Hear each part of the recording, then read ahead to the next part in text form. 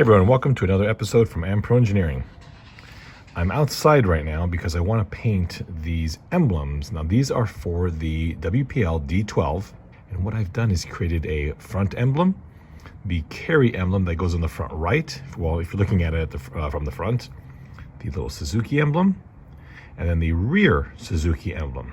So the first thing I want to do is go ahead and paint these. I'm going to paint them by removing this big panel here, as well as this curved panel right there. And we'll talk later about what they are, but for the time being, I'll just use some flush cutters to remove those.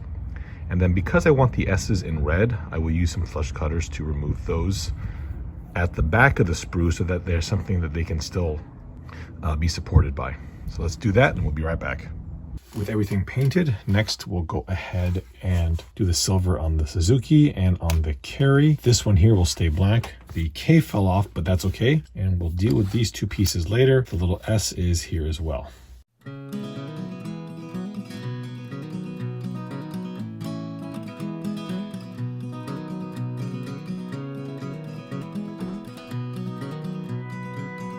So we'll put these aside for a moment and we're going to focus on these two pieces here. We'll move the S's as well. This piece is going to allow us to align the holes for the Suzuki emblem.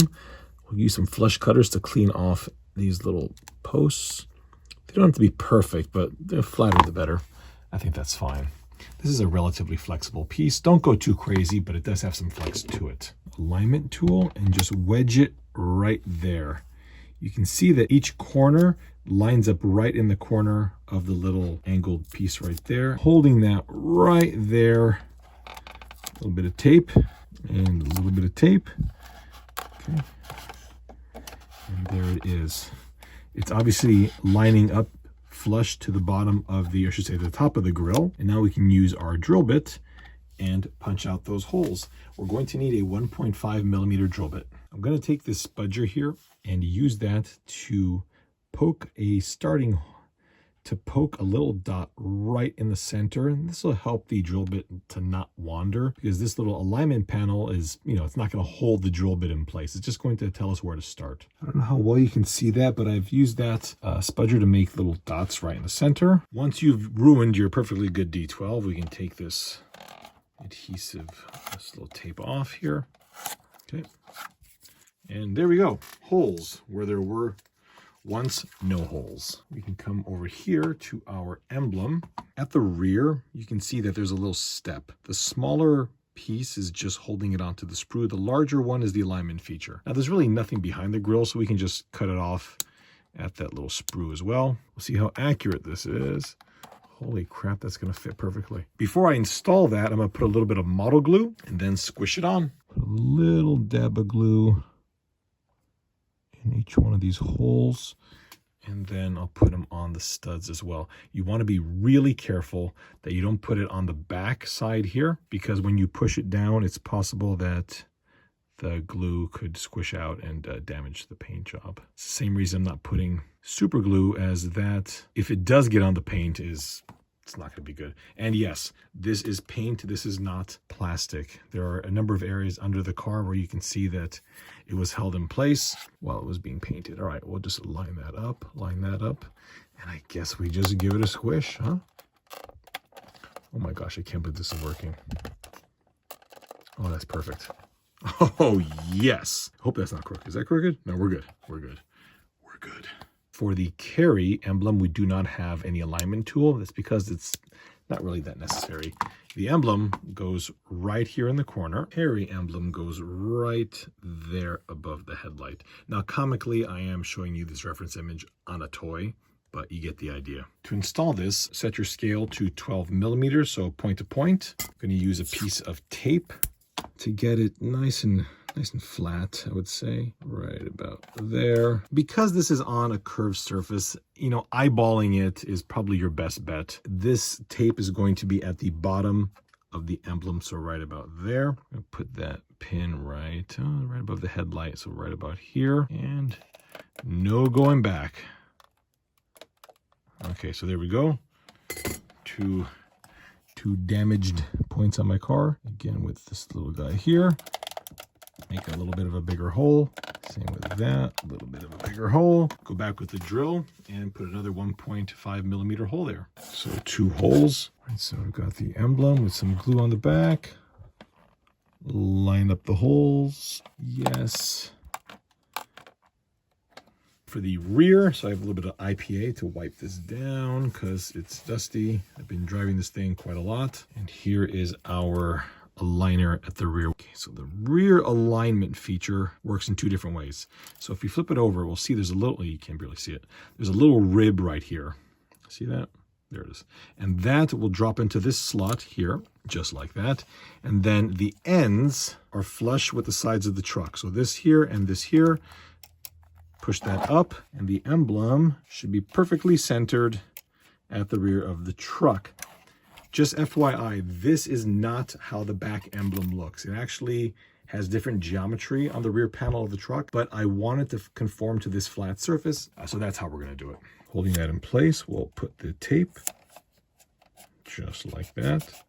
Do not want this to move because these are going to be glued on, and then you'll have a problem. Okay, that's it right there. I'd like to raise the rear of the truck, and to do that, we're going to use this random 3D printed Hornet transmission that we have. Probably not enough, but I'm going to do this on a couple of these letters so that everybody can see how it's properly done, or you can watch me screw the whole thing up. Either way, it'll be good watching. Since our K has already fallen off, let's flip it over and note the little standoff there. We just want to make sure that that is cleaned off. You could use some sandpaper, or you could use a spade tip on the X-Acto knife. If you use the latter, please be careful because these are very dangerous. We need to get a bit of glue, put it on the back side of this, and then in one fell swoop, just drop it in. Praying, of course, that it doesn't glue itself to the panel. I didn't think about that. Well, it's too late now.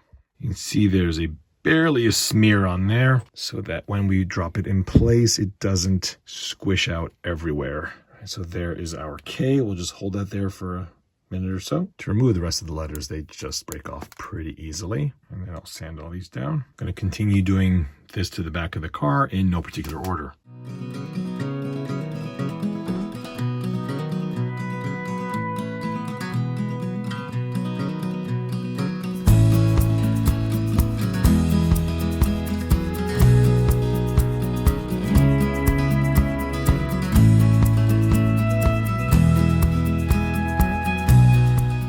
As I want to make sure I don't have to do this again, we'll let it sit for a couple hours and make sure all the glue is cured. Time to remove this, and I'm not gonna lie, a little bit worried.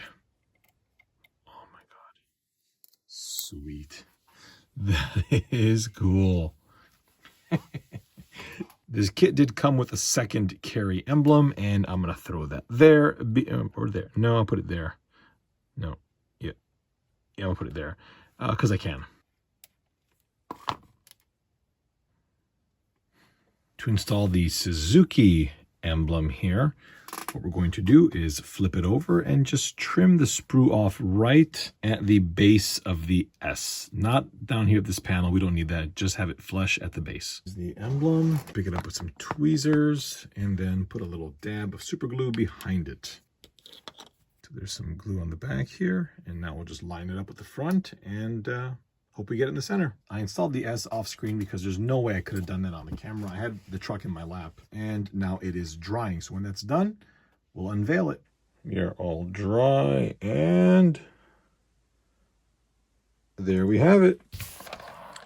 That's fantastic. And at the back, we've got our Suzuki emblem. I do wish this was a bit higher, but unfortunately, given this curvature, which it's weird, so I guess it's the least worst way to put this on there. Unless you got a sticker, then a sticker can go up a bit higher. But again, we are dealing with this body line here.